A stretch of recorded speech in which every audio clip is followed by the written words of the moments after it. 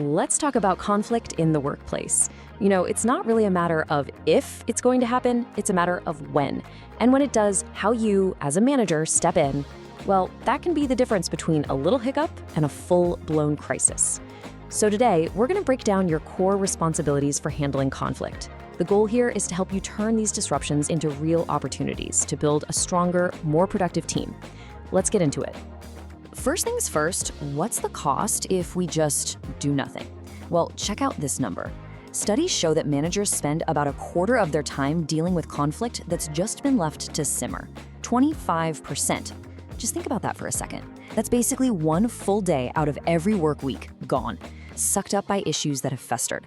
That's an incredible drain on your time, your team's spirit, and yeah, the company's bottom line. It's a price we really can't afford to pay.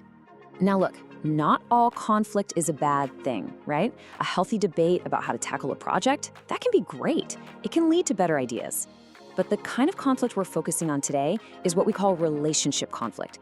This is the personal stuff, the personality clashes, the different ways people talk to each other, the mismatched values. This kind is packed with emotion, and if you let it go, it can create a seriously toxic environment that just ruins everything. And that's exactly why your role is so important. Okay, so to help you build up your conflict resolution toolkit, we're going to look at 4 key things today. First up, the huge power of getting involved early.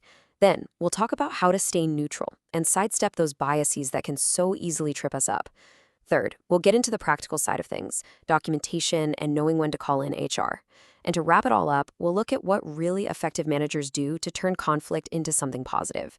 So let's start with your absolute best tool in the toolbox, speed. When you're dealing with relationship conflict, jumping in early isn't just a nice idea, it is everything. The longer you let a conflict brew, the bigger it gets, and the harder it is to solve. To really get why this is so important, think of conflict like it's a staircase leading down into a basement you don't want to be in. It starts with a simple disagreement, right? That's step 1. But if you ignore it, it keeps going down, all the way to open hostility, where it's dragging the whole team down with it. The big takeaway here is that doing nothing is actually doing something.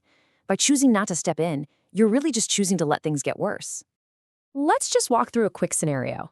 Imagine you've got 2 people on your team, Sarah and Mark. They have a small disagreement over a project deadline. It's no big deal, just a difference of opinion.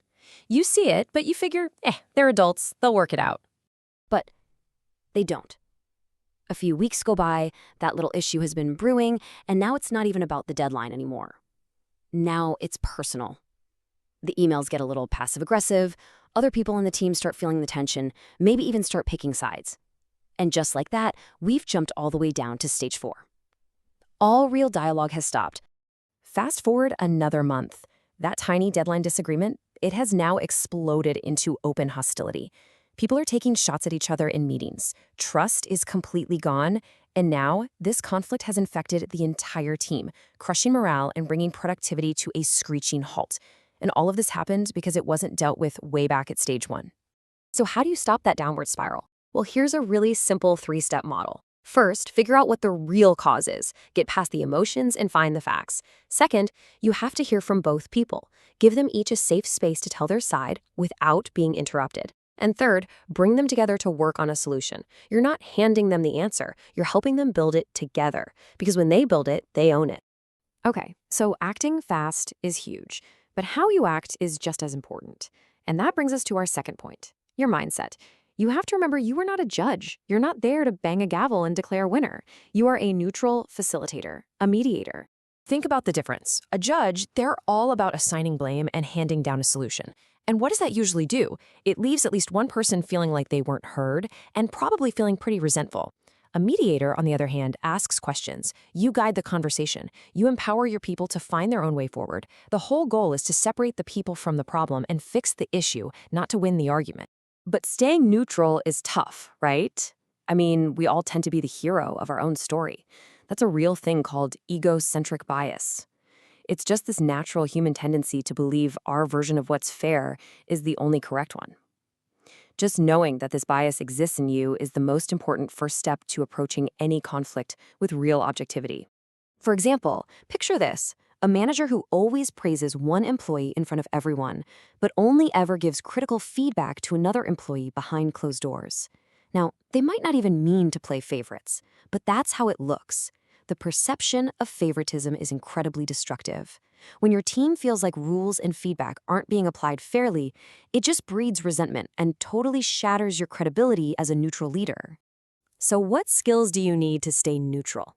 Well, first is active listening. I mean, really listening, not just for the words, but for the feelings behind them. Then there's detached involvement. This means you stay engaged and supportive, but you don't get sucked into the drama yourself. You also want to ask really good, open-ended questions. Start them with what or how. These kinds of questions help people discover their own answers. And remember the golden rule.